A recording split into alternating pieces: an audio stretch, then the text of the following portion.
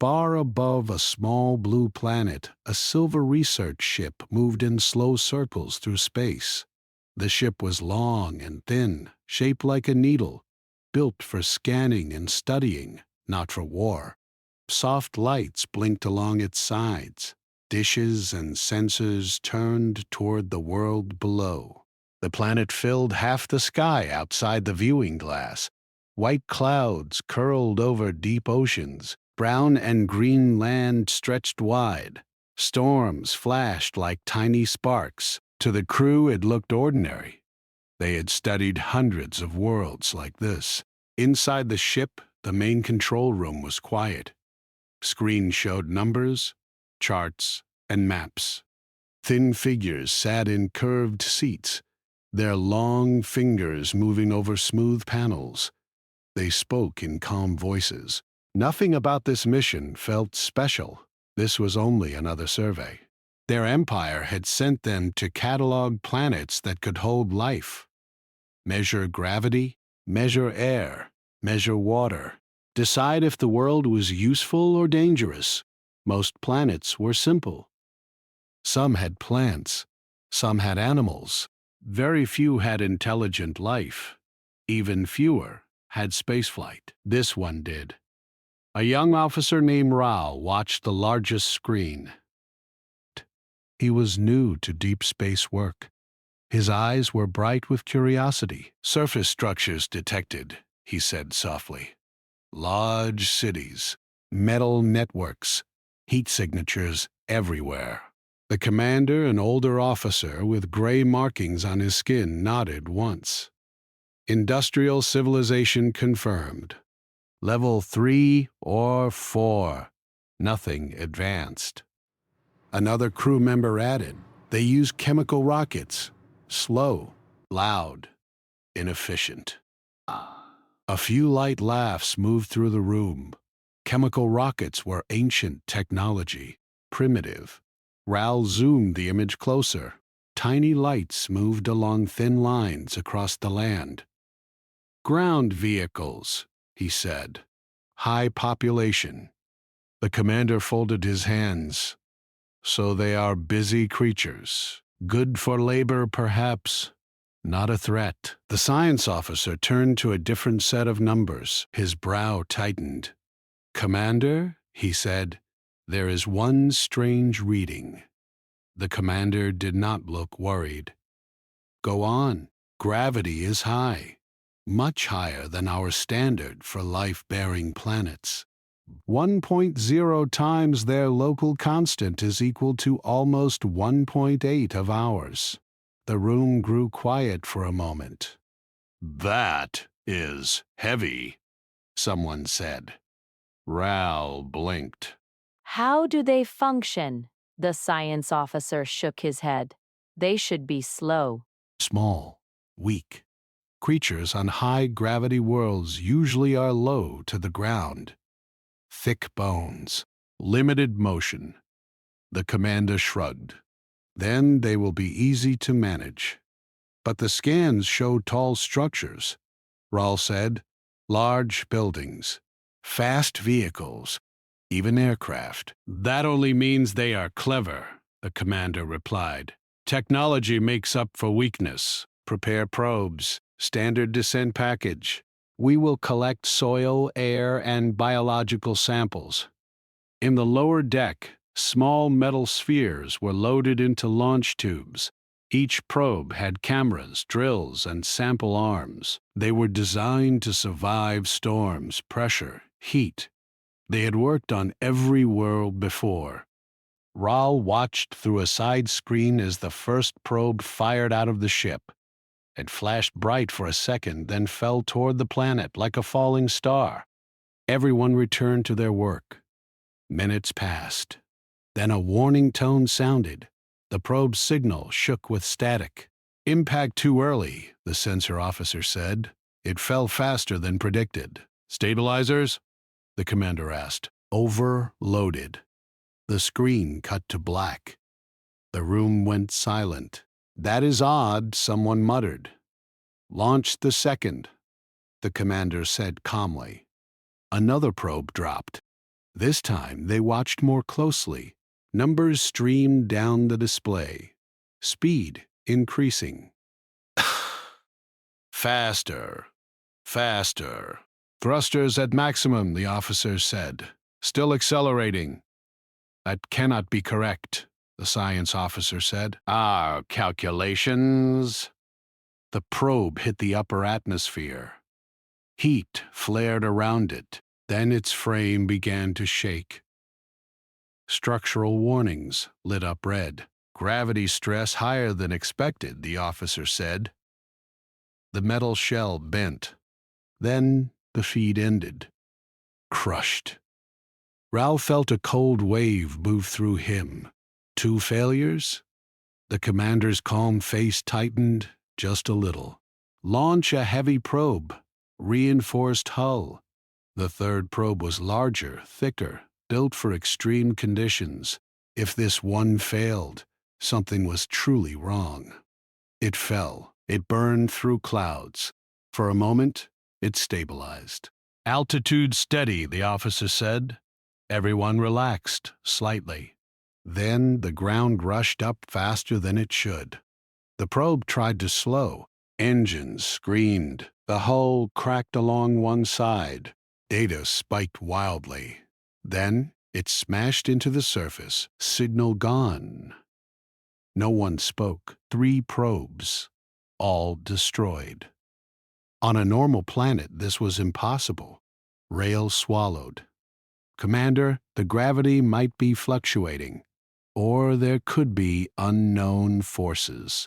The science officer shook his head. No, the readings are stable. It is simply stronger than we thought, much stronger. The commander stared at the planet for a long time. So their machines must be built to handle this every day, he said quietly. Huh. Yes. That means their materials are tougher. Yes. And their bodies? No one answered. They all understood. If a metal probe designed for space travel was crushed by the gravity, what kind of creature could live comfortably down there? Raoul imagined trying to stand on that world. His legs already felt heavy just thinking about it. The commander finally spoke. Prepare a shuttle. Crew descent. Several heads turned toward him in surprise. A crew? Someone asked. Commander, it may be dangerous. That is why we go ourselves, he replied. Probes fail. Eyes do not. We need real data. Part fear, part excitement. This was what he had trained for. A landing team was selected. The commander, Rao. 2 engineers, 1 medic. They moved to the shuttle bay. The shuttle was small and round, with thick armor and powerful engines. It was not meant for comfort, only survival. As they strapped into their seats, Raoul looked out the small window at the blue planet growing larger. From space, it looked peaceful, beautiful even. It did not look like a world that could crush machines like toys. The commander's voice came through the cabin. Remember, observe first. Do not engage the locals unless necessary. We are scientists, not soldiers. Everyone agreed. The shuttle detached from the ship with a soft thump. For a moment, they floated. Then the engines fired, pushing them toward the planet. The ship above grew smaller. The planet grew huge. Raoul watched the numbers on his wrist display. Gravity rising. Slow at first, then faster. His body felt heavier in the seat. Descent speed increasing, one engineer said. Counter-thrust applied, said the other. The shuttle began to shake.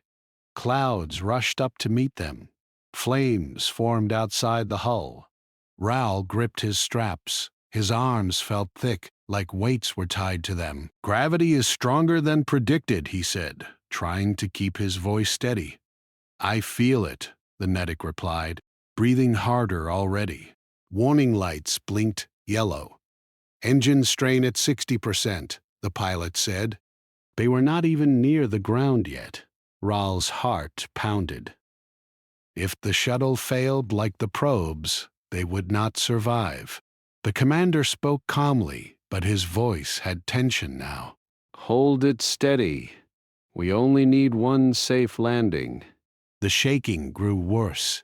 Tools rattled across the floor. Every breath felt heavy, like the air itself was thick. Rail had trained under high-gravity simulators, but this felt different. Real. Crushing. Then the clouds broke. He saw land below, green fields, gray roads, small buildings, and something else. Tiny figures, moving fast. Too fast. They're running, Rahl whispered. At that speed, the medic said. Under this gravity, the shuttle dropped the last few hundred meters. Engines screamed. With a loud crash, the craft hit the ground hard, harder than any landing Rahl had ever felt. Metal groaned. Something snapped. But they were alive. Dust covered the windows.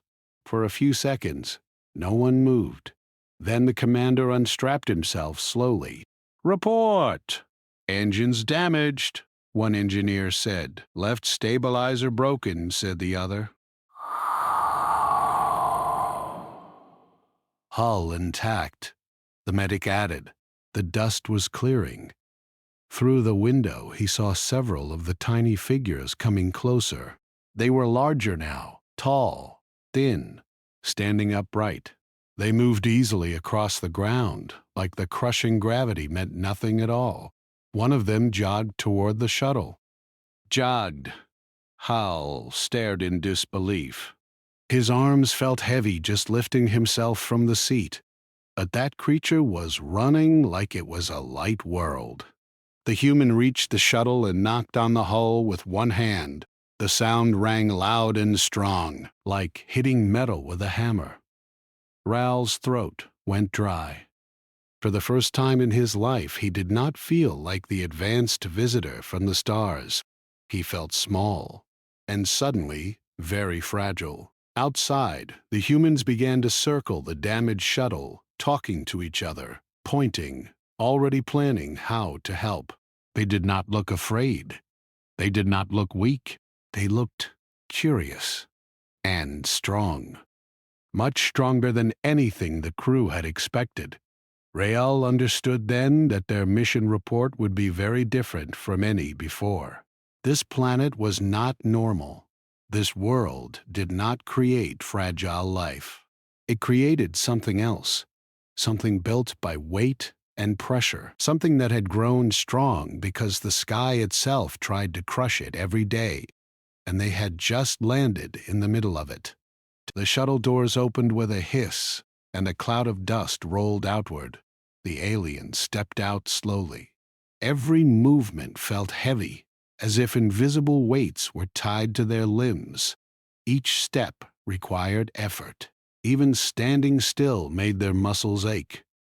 Rahl's arms trembled as he adjusted his suit. The metallic armor that protected him felt twice as heavy as it should. He looked around. The ground was firm and strange, like it wanted to hold them down. Tiny rocks and loose soil crunched under their feet, but even that small resistance felt exhausting.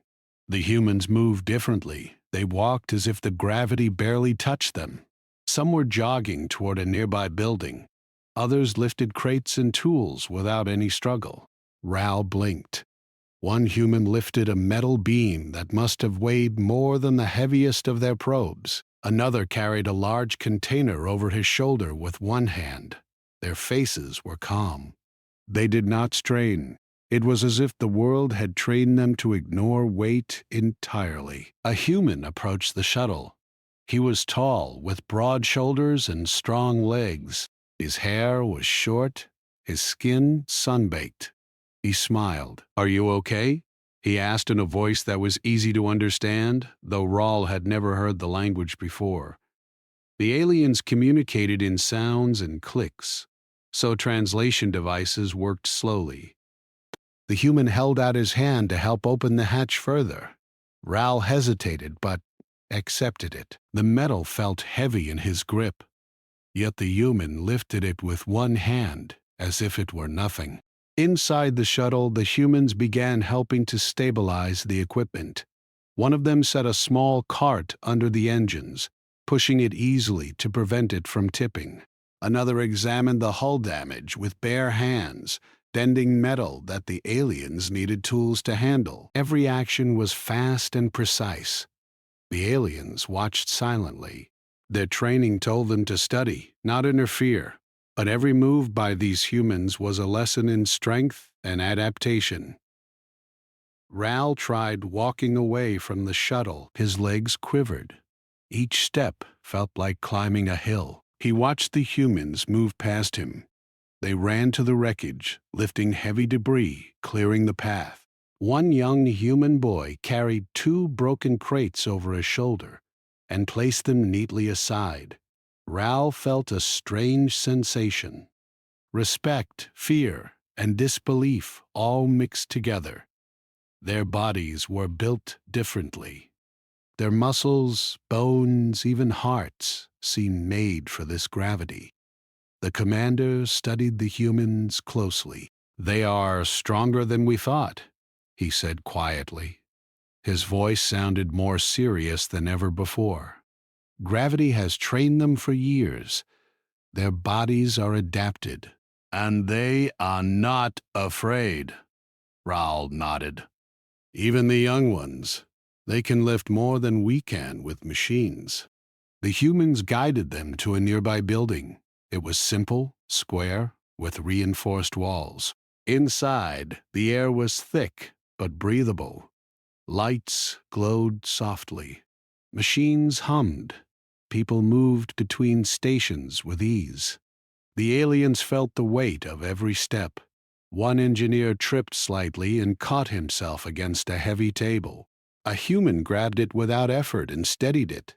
The humans offered chairs and food. Rawl sat, feeling the strange pull of the ground. Even sitting was tiring. The humans seemed to eat and drink normally. One of them handed a small fruit to Rawl. He held it, and it felt like a stone. He took a bite. Sweet juice filled his mouth, but his body still felt heavy. "Why do they move like this?" one of the engineers whispered. "They are not machines, yet they perform like them." The commander leaned back. "We underestimated them," he said. "We assumed high gravity made creatures weak. We were wrong." Outside, humans continued their work. They built small supports for broken equipment. They ran errands across the base, carrying loads that would crush an alien. Rawl watched as one woman lifted a heavy generator and placed it carefully on a platform. She did it with one hand. She smiled at a child passing by. The aliens decided to take a small walk outside the building. Their suits groaned under the weight. Every movement sent jolts through their bodies. The humans accompanied them, walking naturally, smiling, pointing out paths and obstacles. They spoke softly, but their words were full of clarity and calm. One human showed Rawl a small garden. Plants grew in neat rows. The soil was dark and rich. The humans carried water and fertilizer in heavy buckets. Rawl's hands shook as he tried to lift one. The human beside him carried 2 without effort. Rawl realized that every human on this planet had spent a lifetime working against gravity. Their muscles, their bones, even their lungs were trained constantly. This world was not just heavy. It was a teacher, and humans were its students. The aliens recorded data on everything: muscle density, bone strength, speed, endurance. Every number shattered expectations. Every calculation failed. The humans were beyond the limits of science the aliens knew. Ral tried to lift a small rock. It weighed more than it should. His arms shook violently. The human beside him lifted the same rock effortlessly and handed it to a nearby cart. Ral realized that the difference was not just in strength, it was in adaptation. Every human lived, ate, slept, and played in this world. Their bodies had grown to meet the challenge. At night, the aliens gathered inside the building. Lights glowed softly. They discussed what they had seen. "They are not weak," the commander said. "They are built for this. Machines fail here, but they succeed." "Even children can carry heavy loads. Even adults run like this is nothing." Janny said, "Take time, take color. How can we compete?" One engineer looked grim. "We have technology, but our machines cannot handle the pressure of the ground. We barely manage ourselves." Outside, the humans prepared for the night. Fires burned. Small lights glimmered in the darkness. Humans moved calmly. Some worked, some rested. Their bodies relaxed naturally. Their world did not hurt them. It had shaped them, and they accepted it with ease. Ralph thought about the probes. They had all failed. Metal bent, circuits burned. Nothing survived the fall, and yet humans lived comfortably. They thrived. The commander spoke quietly, almost to himself. "They are more than strong. They are resilient. They are trained. Every day, every moment, their world has taught them to endure. We do not understand it fully yet." Ral felt a chill. The gravity was not the only force at work. Something else made humans extraordinary. Determination, unity, stubbornness, strength not only of body, but of mind. As they prepared to rest, a loud noise echoed outside. A truck, filled with supplies, rumbled down the path. Its driver, a human man, carried 2 crates easily. Another child ran beside the truck, lifting a smaller box. All of them moved naturally. They barely noticed the effort. Ral understood the truth. The humans were not weak under pressure. They had never been weak. They had been ready for this all along. The commander finally spoke. "We must study them carefully. Ah. This is not a normal mission. Their strength, their world, it is something we have never seen." Raul nodded, feeling the weight of their discovery. It was no longer a mission of observation. It was a lesson, one that would challenge everything they had believed about life, strength, and survival. Outside, the night wind blew across the fields. The humans continued their work, moving under a sky that seemed heavy, like it pressed down on everything. But they did not falter. They did not slow. Every step was confident, every movement precise. Raul watched in awe. He had come to study gravity. He had thought it would be simple. But gravity alone could not explain this. It was the humans. The humans themselves were a force to reckon with. And in that moment, he understood. Earth's gravity did not crush its creatures. It made them stronger than anything the aliens had ever faced. It was only the beginning. The next morning, the aliens decided to test what they had seen. They wanted proof, not just numbers on screens, not just observations. They wanted to see how humans reacted under stress. Near the edge of a small mining site, rocks were piled high. Large vehicles and tools lay scattered.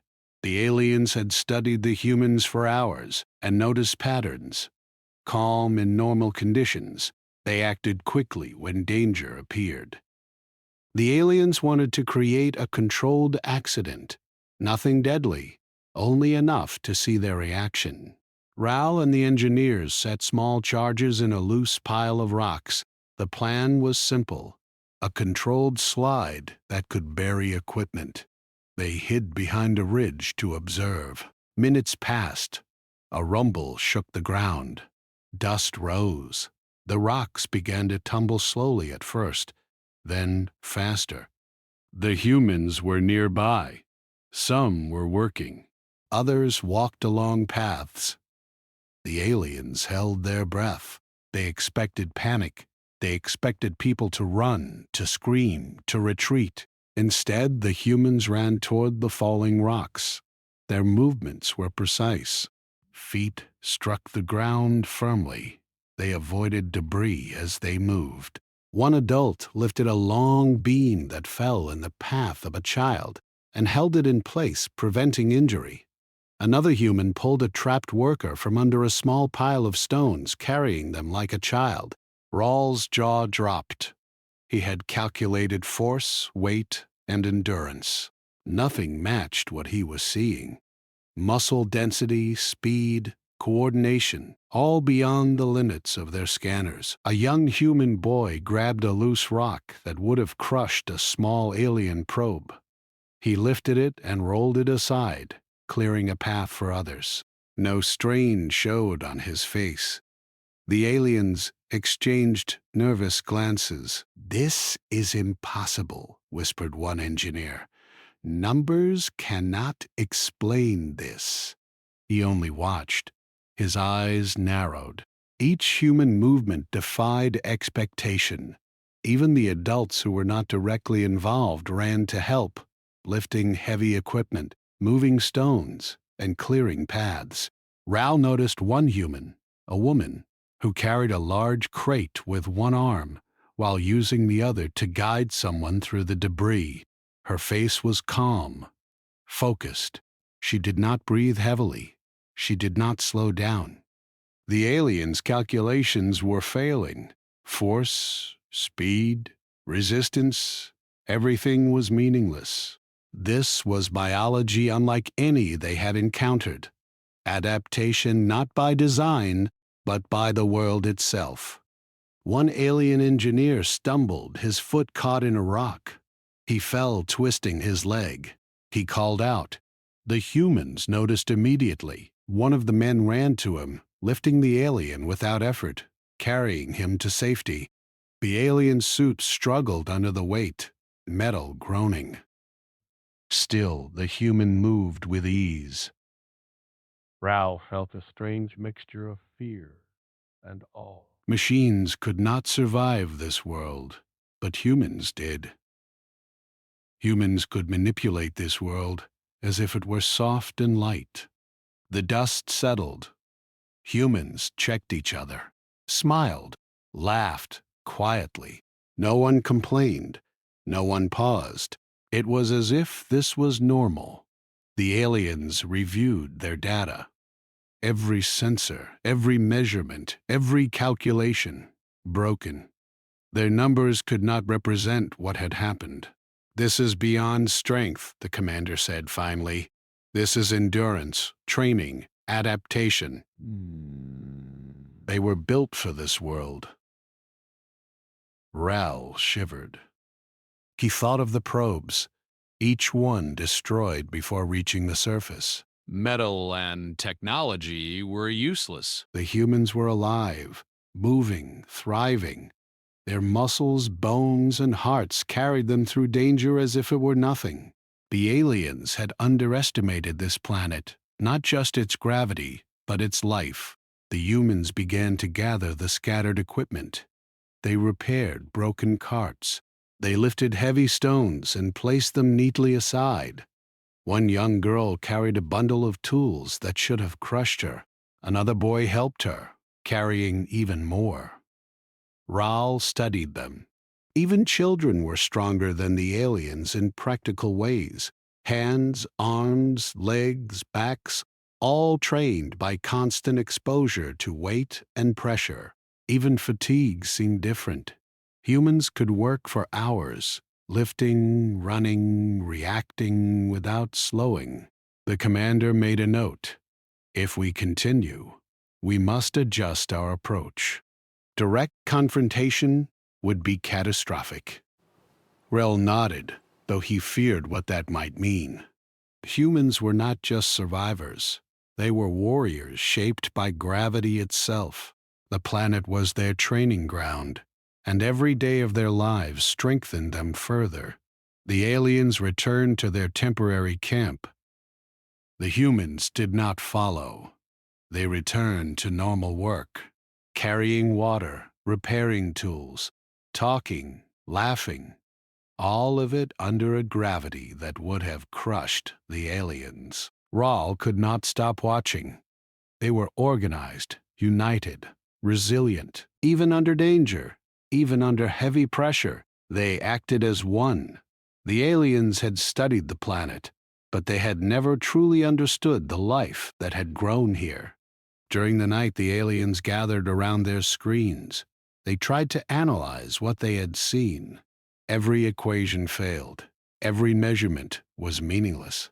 They realized the planet itself had prepared these humans for anything. Gravity had trained them, but the humans had also trained themselves.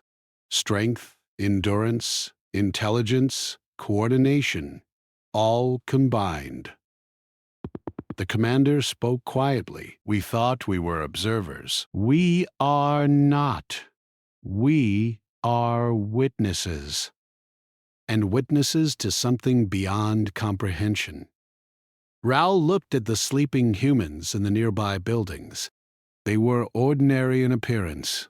They ate simple food, slept in modest rooms, lived ordinary lives. Yet under the surface, under the weight of their world, they were extraordinary. The aliens understood one truth. The humans were not weak under gravity. They had never been weak. They had been shaped by this world to endure, to survive, to excel. And the lesson was clear. Machines, probes, even advanced technology. Nothing could replace the strength and resilience of life, adapted perfectly to its home. Raoul felt a cold realization. The humans they had studied, measured, and underestimated were far beyond what they had imagined. Their curiosity, courage, and power, combined with their world, made them unstoppable by ordinary means. The commander's voice broke the silence. We must proceed carefully. Every step must be calculated. If we fail to respect this planet and its inhabitants, we will lose everything. Raoul nodded. Fear and awe mixed inside him. This mission was no longer simple. They were no longer in control. Earth, its gravity, and its people were teaching them a lesson they could not ignore. Outside, the wind whispered through the fields. Humans continued their work, lifting, moving, building. Their bodies were in constant motion, unyielding, strong. And the aliens understood that gravity alone had not made them strong. It was the humans themselves, their endurance, their unity, their determination, that had prepared them for everything. Raoul stared into the night, knowing that the next step, whatever it was, would test everything they had learned. They had studied the planet. They had measured its forces. Yet they were still unprepared. The humans slept lightly, dreaming of the next day, unaware that they had already won the first battle simply by existing in their world. And the aliens, despite all their calculations and technology, could do nothing but watch and learn. Gravity had made the humans strong, but the humans had made themselves unstoppable. The night passed slowly, heavy with thought, as the aliens realized the truth. Earth was not a simple planet, and humans were far more dangerous than any machine could predict. This was the moment that marked the turning point. The aliens would never underestimate the world again. But they still did not understand just how powerful it could make its children.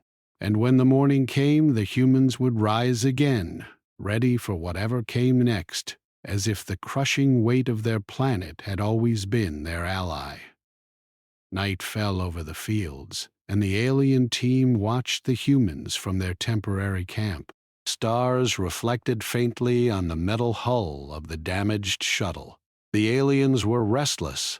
Every thought returned to what they had seen: speed, strength, endurance beyond any calculation.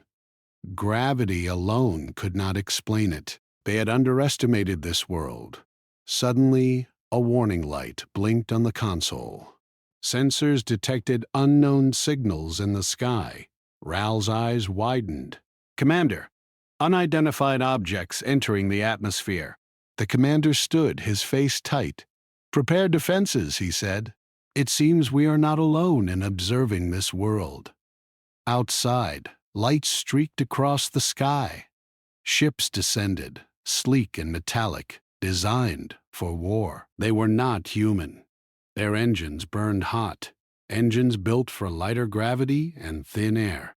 As they pierced the atmosphere, their hulls strained under the unexpected pull. Alarms screamed. Ral gripped the console. "Descent rate too fast. Engines are failing." One ship faltered, smoke trailing from its back. It plummeted toward the oceans, crashing with a loud roar that echoed across the mountains. Another spiraled uncontrollably and smashed into a valley. Smaller craft scattered, struggling to maintain stability. The humans saw everything. Radar and early warning systems detected the incoming ships. But they did not panic. They acted. Rockets, radar arrays, and automated defenses activated. Missiles streaked across the sky, aimed precisely at the vulnerable alien craft. Gravity slowed the invaders, making maneuvering impossible. On the ground, alien soldiers stepped out of the surviving dropships. They carried heavy armor and weapons, yet every step seemed like a battle. Their suits compressed under the weight of the planet. Every movement strained their joints. The terrain that seemed normal to humans became torturous. Humans moved among the alien units as easily as if they were walking on soft soil. Vehicles carried by humans sped past alien troops, delivering supplies, weapons, and support. Small squads of humans coordinated with precision, working together to fortify positions. Ral and the commander observed from their vantage point. "They are fast, too fast," Ral muttered. "Even our weapons are struggling to keep up." The commander nodded. "Our calculations failed. Machines built for lighter gravity cannot function here. Humans do not just survive, they thrive under this pressure." A human soldier ran toward an alien drop unit, lifting a heavy energy shield that had fallen. Another followed, flipping a heavy armored unit onto its side. It was as if the weight of the world meant nothing. Their speed, coordination, and strength left the aliens stunned. Ral watched as a small team of humans dismantled an alien weapon and repurposed it against the invaders. The aliens had trained, studied, and prepared their weapons meticulously. Yet humans adapted instantly, using every tool better than their creators. Explosions shook the ground. The alien dropships that survived began firing. Recoil and weight made aiming difficult. Humans dodged effortlessly, rolling, leaping, and continuing forward. Their bodies had been trained by gravity to resist force, to endure pressure, to act without hesitation. Ral's hands shook. "Commander, even if we have numbers, our machines cannot win here. The planet itself fights for them." The commander's eyes narrowed. Gravity is the weapon they were given. But their bodies, their minds, and their unity are the true force. Aliens tried to regroup. Tanks and walkers moved slowly, metal straining against the ground. Even elite units struggled to lift their weapons. Humans ran circles around them, striking with coordinated precision. Ordinary citizens helped as well. Farmers drove heavy vehicles carrying supplies and ammunition. Construction workers lifted barricades and weapons effortlessly. Teenagers moved crates that would have crushed alien soldiers. Ral tried to calculate losses. Every drone, every vehicle, every piece of equipment, the numbers were staggering. They were losing more than expected, and the humans had suffered almost nothing. The commander looked down at the battlefield. We expected resistance. We did not expect this. The world itself trains them. Their strength comes from everywhere, from life itself. One human soldier punched an alien shield. The metal bent. The alien stumbled. Another human lifted a heavy weapon and aimed it precisely. Every human act was precise, coordinated, and unafraid. They did not retreat. They did not hesitate. Ral swallowed hard. "Commander, what do we do? Even if our reinforcements come, they will fall the same way. Gravity, the terrain, it is impossible." The commander's face hardened. "We observe, we learn, and we survive. We do not underestimate this planet again. This is no ordinary mission. It is a warning." Outside, explosions lit the sky. Aliens fell in rows. Vehicles crushed. Machines failed. Oh. Humans carried the wounded, repaired equipment, and moved forward. The weight of their planet, which had been a burden for aliens, was a tool for humans. They used it naturally, instinctively, like a weapon forged over countless generations. Raoul could see the determination in their eyes. Even young children were helping, carrying supplies and assisting those in need. Every human contributed. No hesitation, no fear. Their resilience was extraordinary. The commander finally spoke. "Observe everything. Learn everything. But do not engage unless necessary. Our technology cannot win where life is perfectly adapted." Raoul nodded. He looked at the humans moving under the heavy skies. Each action was effortless to them. Every step precise, every lift natural. Machines could not mimic it. Technology could not replace it. This planet had trained them. The humans had become stronger than anything the aliens had known. The night deepened. The alien fleet remained in the sky, broken and struggling. The humans continued to act calm, organized, and fearless. Their coordination, strength, and endurance made them almost unstoppable. Every movement reminded the aliens that this was no ordinary battle. Raoul understood fully now. They had come to study a planet. They had come to observe gravity, but they had discovered something far greater. The humans had turned the pressure, the weight, and the gravity into power. They were stronger than metal, faster than machines, and more resilient than technology. The commander's voice was steady. "We must leave soon. We cannot fight this world. Not yet. Not without understanding it completely."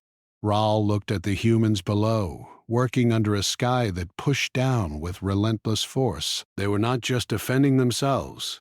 They were thriving. Every action, every movement, every breath, they were built for this world. And the aliens, despite all their ships, weapons, and advanced technology, could do nothing but watch and learn. Gravity had become a weapon. The humans had mastered it. And the aliens were only beginning to understand the true power of Earth. The night carried on, filled with the sounds of movement, preparation, and calm determination. Humans continued to move under the crushing weight of their planet, preparing for the next day as if every challenge was just another part of life. Raoul realized that Earth itself was alive in its strength. Its people were a living weapon, trained by every step, every day, every moment. And the aliens, despite all their plans and calculations, were powerless against it. The humans had turned gravity into strength, and the aliens would never forget it. The battle was not over, but the lesson had been learned. They were not prepared. Not in any way. And the humans, unaware of the fear they inspired, continued their work, confident under a sky that had forged them into something unstoppable. The sun rose over the horizon, and the aliens woke to a world they could not control. The night had shown them the truth. Humans thrived under a gravity that broke machines and strained alien bodies. Now, daylight revealed a larger battlefield, stretching across mountains, forests, and plains. Every path, every structure, and every open field belonged to humans who had grown strong under this weight. The alien commander gathered his team. "We must try new tactics," he said. "Our usual methods fail here. We cannot rely on machines alone. Every calculation has proven useless. Gravity itself favors them." Reports showed dozens of alien drones destroyed overnight. Small groups of humans moved supplies, repaired equipment, and built defenses. Even ordinary civilians joined the effort. Farmers drove heavy vehicles carrying ammunition. Workers lifted crates and reinforced structures. Teenagers transported supplies that would crush alien soldiers. Every human contributed naturally, without hesitation. What is that of his building? "We underestimated them," Ral said quietly. "Not just their strength, but their coordination. Even children are trained for this world." The commander nodded. "Gravity shapes them, yes, but it is their will that makes them unstoppable. They do not fight out of fear or anger. They act because it is necessary. Their world has made them strong, but they have made themselves even stronger." Alien reinforcements arrived from orbit, but the planet worked against them. Ships struggled under the heavy pull. Engines strained and overheated. Walkers and armored vehicles moved slowly, sinking into the soil. Even advanced weapons misfired or jammed. Numbers and technology could not overcome a world designed for life like this. Humans observed the newcomers calmly. Scouts and soldiers moved into positions that allowed them to use gravity to their advantage. Some lifted alien weapons with ease, carrying them back to their own lines. Others ran across fields, dodging alien fire and striking where it would do the most damage. Every action was precise, every movement efficient. Ral watched a small group of humans disable an alien drone. They used a fallen tree to block its sensors, then lifted it into a vehicle with ease. The drone, which would have been difficult to capture on any other planet, was powerless. The commander spoke to his team. "Observe everything. Study their movements. Every human, every action, every choice teaches us something. We cannot fight blindly here." The aliens attempted to launch heavier artillery. Cannons fired, but the weight of the planet slowed the recoil. Bullets fell short. Rockets veered off course. Even drones that had survived the night failed to reach their targets. Humans adapted instantly, dodging and countering without visible strain. Ral noticed one woman carrying a heavy weapon. She lifted it as easily as if it weighed nothing, aimed, and fired with perfect accuracy. Another human helped a wounded child, carrying them over difficult terrain without effort. The aliens realized that strength, coordination, and endurance were distributed through every human. No one was helpless. No one was too weak. As the battle continued, ordinary humans helped in extraordinary ways. Farmers who had never held weapons drove vehicles that carried missiles and supplies. Workers repaired barricades under fire. Children assisted adults in carrying ammunition and medical supplies. The aliens' calculations failed again and again. Raoul spoke quietly to the commander. Even if we regroup, even if we bring more troops, we will not overcome them. This world, the people, they are prepared for everything. The commander's face was stern. We cannot underestimate this world. Every step, every action is taught by gravity and life itself. They have trained for this without knowing it. Aliens tried to form tight squads, but their bodies could not keep up. The terrain was harsh, and the weight of their armor made them slow. Humans moved past them effortlessly, striking with precision and withdrawing before the aliens could respond. Every movement, every lift, every attack was designed to use their environment and gravity to advantage. Raoul watched as a young boy carried a heavy supply crate past a group of alien soldiers.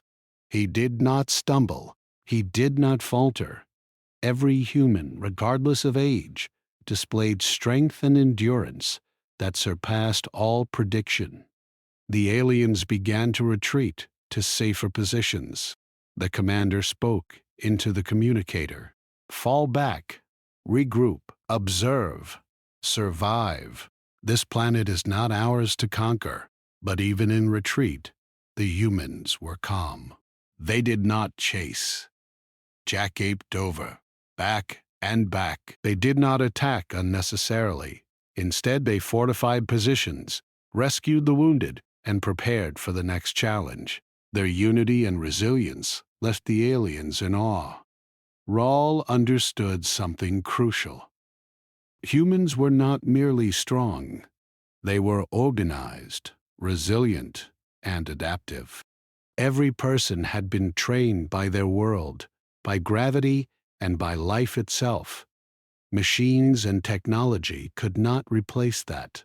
The aliens set up a temporary command post, watching the humans rebuild, repair, and move supplies. Every action was methodical and efficient. They lifted, carried, repaired, and built with ease. Nothing seemed too heavy, too difficult, or impossible. Raoul tried to lift a crate nearby, and it nearly crushed him. The human beside him lifted one twice the size with a single arm. The aliens realized fully, this planet had not just created strong creatures, it had created survivors, warriors, and builders in one. We have underestimated life. We thought gravity would limit them. We thought our machines and training would make us superior. We were wrong. We are visitors here. We must learn, not fight blindly. Outside, humans continued their work, moving under the heavy sky as if it were nothing. They did not panic. They did not struggle. They adapted, adjusted, and acted with precision. Every movement reminded the aliens of their miscalculation. Raoul and the commander reviewed data, losses, strength, speed, coordination, all beyond prediction. Even children could perform tasks that would crush adult aliens. Every calculation, every equation, every machine failed to account for the power of life adapted perfectly to its world. The commander finally spoke with quiet determination. Observe, learn, respect. This is a lesson more important than victory. Their strength is a warning. Underestimate it at our peril. Raoul nodded. The sun rose higher, casting long shadows across the battlefield. Humans moved confidently, carrying supplies, repairing vehicles, and preparing defenses. Every movement, every lift, every action was natural and strong. Raoul realized the truth. Machines could fail. Weapons could misfire. Armor could strain. But life, perfectly adapted, endured. Humans were living proof of this. The aliens watched and recorded everything, knowing that every moment spent on this world would teach them lessons they could not learn elsewhere. Every human action, every demonstration of strength, endurance, and unity was a message. Earth had trained its children to survive anything. The day ended with humans victorious, not by machines, not by technology, but by their own bodies, coordination, and will. They had turned gravity itself into a weapon. Rahl understood fully. The humans of Earth were not just strong, they were unstoppable in their home, and no alien technology could change that. And as the sun set over the fields and mountains, the aliens accepted a hard truth. They had underestimated Earth, its gravity, and its people. The planet itself was a teacher, and its children had learned well. The alien fleet hovered low above the planet, broken and battered. Engines sputtered, armor cracked, weapons misfired. Even the strongest vessels had been slowed by the crushing pull of gravity. The commander and Rahl watched from their temporary post. Losses were heavy. Supplies were nearly gone. Every plan, every calculation had failed. Humans had turned their own world into an advantage too great to overcome. Rahl looked at the horizon, where humans moved calmly under the heavy sky. They repaired structures, carried supplies, and tended to the wounded. They did not appear fearful or hurried. Their strength, coordination, and endurance had left the aliens in awe. Even young children helped with tasks that would crush any alien. Every person contributed, united in effort, confident in their home. The commander spoke quietly. We underestimated them. Every calculation failed. Every machine we brought was neutralized by the planet itself and their bodies. We cannot fight this world. Not today, not tomorrow, and perhaps not ever. We measured gravity. We studied their technology. Yet we were not prepared. Nothing could have prepared us for this. Outside, the humans noticed the alien ships above. They did not panic. They did not attack immediately. Instead, they sent messages of parley. Communication channels opened. Simple words, carefully translated, reached the alien commanders. We do not wish for needless blood, a human voice said over the channel. This is our home. You may leave peacefully, or we will defend it. The alien commander stared at the screen. For the first time, he felt the weight of humility. He was not speaking to weak creatures, beings who had grown stronger than his fleet in every way that mattered. Rahl spoke softly. Commander, they could destroy us in minutes if they wanted. Yet they offer negotiation. The commander nodded slowly. That is their strength. They do not need to kill to win. Their world trains them. Their unity guides them. Their endurance makes them patient. They do not strike unless necessary. This is a species beyond our expectations. The alien team decided to descend to meet the humans. Their shuttle creaked under the weight of gravity. Every step outside the craft felt heavier than before. Rahl's muscles trembled. The commander struggled as well. Every motion reminded them of their limitations. Humans approached, tall, strong, unafraid, their eyes calm yet alert. The humans guided the aliens to a neutral area. Children played nearby, lifting heavy stones and carrying tools as if it were ordinary work. Adults worked together to move supplies, repair damaged structures, and fortify positions. Every action was efficient, precise, and strong. The alien commander stepped forward. We came to study your world, he said. We did not expect such strength. We did not expect such endurance. We were wrong in every way. One human leader smiled, calm and confident. You are visitors. We do not attack those who come peacefully. But you must understand, this is our home. We protect it. That is all. Rahl noticed the human leader's movements. Simple, precise, effortless. Every gesture was controlled, coordinated, strength and calm in every motion. It was not just physical, it was mental. Confidence forged in a world that challenged them constantly. The commander bowed his head slightly. We understand. We will leave your planet. We came with knowledge, and we leave with lessons. You are remarkable. Outside, the humans nodded. Some carried supplies, others repaired structures, others, children helped adults, lifting objects that would have crushed the aliens. Every human was part of a system, a network of strength, endurance, and will. The planet itself had forged them into something extraordinary. Raoul realized fully that Earth was more than a planet. Its gravity had not weakened its life, it had strengthened it. Every person was adapted, trained, and prepared. Even the youngest and smallest were part of this force.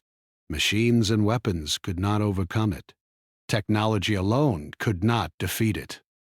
As the aliens prepared to depart, humans offered guidance. Maps, advice, and support. They did not celebrate victory. They did not gloat. They acted with calm authority, confident in their strength, confident in their world. The alien fleet lifted, struggling against gravity. Engines strained, hulls groaned, systems worked at their limit. They left slowly, deliberately. Every mile away from the surface reminded them of the lesson they had learned. Life adapted perfectly to its environment was a force greater than any machine or weapon. Raoul watched the humans disappear beneath clouds and mountains. Children ran, adults lifted, families worked together. Every person was a living weapon trained by gravity, by life, and by the unity of their species. We measured gravity, studied technology, and thought we understood life. We were wrong. Earth does not create fragile life. It creates strength. It creates endurance. It creates resilience. And we must never forget that. He thought of the crushed probes, the failed dropships, the heavy armor, and broken machines. Nothing had prepared them for humans. And yet, humans had acted naturally, easily, as if it were normal to carry such strength, to move under crushing weight, to endure everything their world demanded. Back on the planet, humans continued their work under the heavy sky. They lifted, repaired, carried, and moved with precision. Even simple daily tasks were demonstrations of strength. Gravity was not a burden. It was an ally, a teacher, a tool. Every movement, every breath, every act had been honed by their world. Raoul understood that the aliens had learned an important lesson. No technology, no weapon, no plan could defeat a species perfectly adapted to its environment. Earth's children were living proof. Strength, endurance, intelligence, and unity combined to form a force beyond prediction. The alien commander sent one last message to the fleet. We leave in peace. Observe, learn, but do not underestimate life on this planet again. It is stronger than we ever imagined. The fleet lifted higher, leaving the humans behind. The wind moved over the fields. Rivers flowed under the mountains. Humans continued their work, calm, strong, and unafraid. Children ran, adults carried, families moved as one. They were a species built to endure, to thrive, and to protect their home. Raoul thought of the future. Earth's gravity had created a species that could survive anything. Machines, weapons, even advanced armies could not challenge it. The humans had trained for millions of years without knowing it. Their world had made them unstoppable. The commander watched the planet shrink beneath them. Respect under heavy skies, he said. This is the lesson of Earth. We have learned it. Others will learn it too. Raoul nodded. The weight of the lesson pressed on him, stronger than gravity ever could. Below, humans continued their lives as if nothing extraordinary had happened. They played, worked, and moved under the heavy skies. To them, strength was normal. To the aliens, it was awe-inspiring.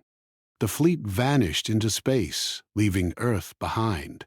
The humans would continue to live, to grow, and to protect their world. Every step, every lift, every act of endurance was proof that they were prepared for anything. And the aliens, despite all their technology, knowledge, and experience, had learned the ultimate truth. Life, perfectly adapted to its world, was stronger than any force in the universe. Earth had won without lifting a weapon. Its children, trained by gravity and life, were unstoppable. And the aliens would never underestimate this planet again.